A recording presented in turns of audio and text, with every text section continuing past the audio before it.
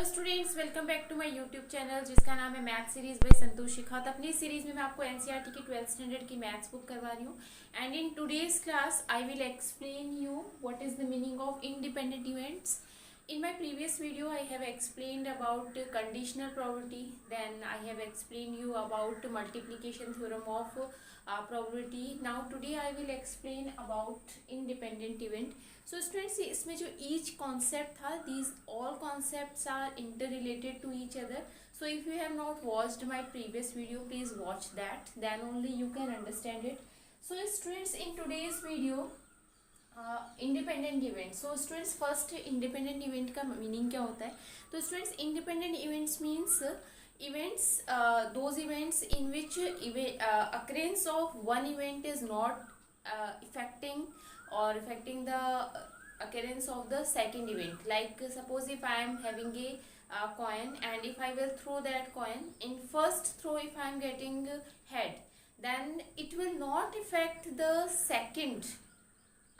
If I will throw the second time then it will not affect the occurrence of head and tail. It may be head or it may be tail. It's not affecting the second outcomes by the first outcome. अगर आपने पहले आपका head आया तो इससे कोई फर्क नहीं पड़ता कि सेकंड जो है उसका आउटकम क्या आएगा, राइट? तो it may be anything, right? ऐसे ही डाइस में भी हो सकता है या फिर कोई और इवेंट्स भी हो सकते हैं. तो जैसे कि हमारे पास में जो कार्ड्स हैं उसका इवेंट हो सकता है या कुछ भी हो सकता है. तो इवेंट्स में स्टूडेंट्स यही है कि अगर आपका फर्स्ट इवेंट जो है उसका जो आउटकम है it is not affecting the outcome of the second event, तो this type of events are known as independent event, right? Because they are independent, right? Now students, by the multiplication theorem of probability, we know that probability of A intersection B is equal to probability of A multiplied by probability of B when A is already occurred. This much I have already explained. Now student, इसी से हमारे पास में जो second इसका जो independent event का जो कॉन्सेप्ट है वो निकलता है. इसका मीनिंग क्या है स्टूडेंट्स कि अगर हमारे पास में A और B अगर टू इवेंट्स हैं and occurrence of one event is not affecting the other event, means A and B are what? Independent event. अगर ये independent event है स्टूडेंट्स तो B और A यहाँ पे हम क्या लिखते हैं students? occurrence of probability of event B when A is already occurred. अब अगर वो एक दूसरे को इफेक्ट ही नहीं कर रहे हैं तो फिर हमारे पास occurrence of probability of B when A is already occurred इसका कोई मीनिंग ही नहीं बनता. तो हमारे पास में यहाँ पे ये जो है probability of A multiply by probability of B आ जाएगा. मतलब इसकी जो वैल्यू है अगर इंडिपेंडेंट इवेंट है, अगर डिपेंडेंट इवेंट है स्टूडेंट्स तो हमारे पास में ये हमारे पास में बनेगा. डिपेंडेंट इवेंट का मतलब हो गया स्टूडेंट्स कि दो इवेंट्स में कुछ कॉमन है, राइट? तो हमारे पास में ये बनेगा. अगर हमारे पास में जो इवेंट्स है वो इंडिपेंडेंट है तो फिर हम probability of A intersection B is equal to probability of A multiply by probability of B, हम ये फॉर्मूला हम यूज करेंगे, राइट? तो स्टूडेंट्स, इस पे बेस्ड हम एक क्वेश्चन सॉल्व करते हैं सो दैट कि आपको इसका कॉन्सेप्ट इजीली समझ में आ जाए. So student, this is question number 1 of 13.2 exercise.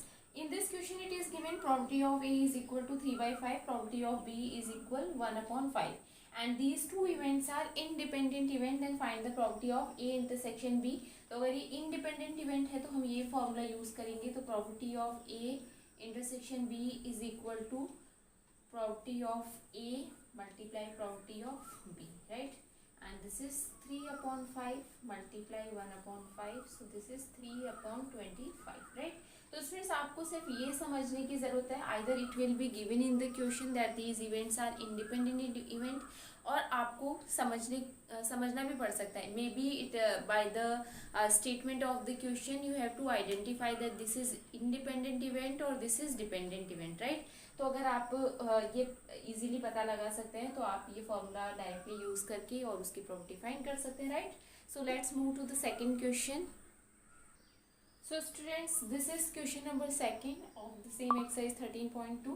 So in this question it is given that there are if two cards are taking out from a pack of cards. Students, आपको cards के बारे में knowledge होना चाहिए कि cards का जो game होता है या जो कार्ड्स होते हैं उसमें हमारे पास में कौन कौन से कार्ड्स होते हैं और उसके टाइप्स के बारे में पता होना चाहिए, क्योंकि प्रोबेबिलिटी में इसके क्वेश्चंस बहुत बनते हैं, राइट?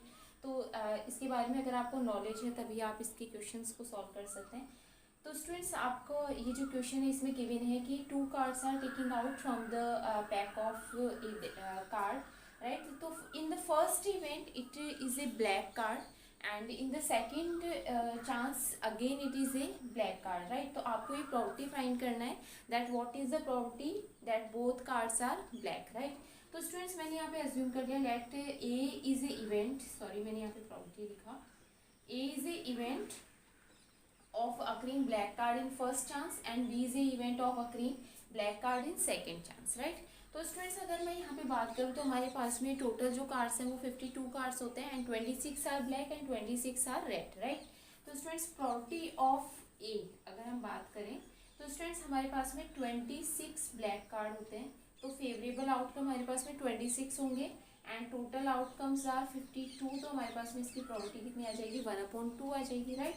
अब मैं स्टूडेंट्स बात करूँ इस क्वेश्चन में एक और चीज़ गिवन है कि विदाउट रिप्लेसमेंट मीन्स अगर आपने फर्स्ट कार्ड इसमें से ले लिया है तो you will not replace that card again, you will not add that card in the pack, right. तो आपके पास में जो प्रॉपर्टी ऑफ बी है, अब आपके पास में ब्लैक कार्ड होने के लिए जो ब्लैक कार्ड आपके पास में बचे वो 25 ही बचे, क्योंकि एक कार्ड आपके पास में पहले ही आप निकाल चुके, उसकी प्रॉपर्टी हम पहले फाइंड कर चुके, राइट. तो ये आपके पास में 25 अपॉन कितना होगा स्टूडेंट्स 51, टोटल कार्ड्स भी 51 हो जाएंगे.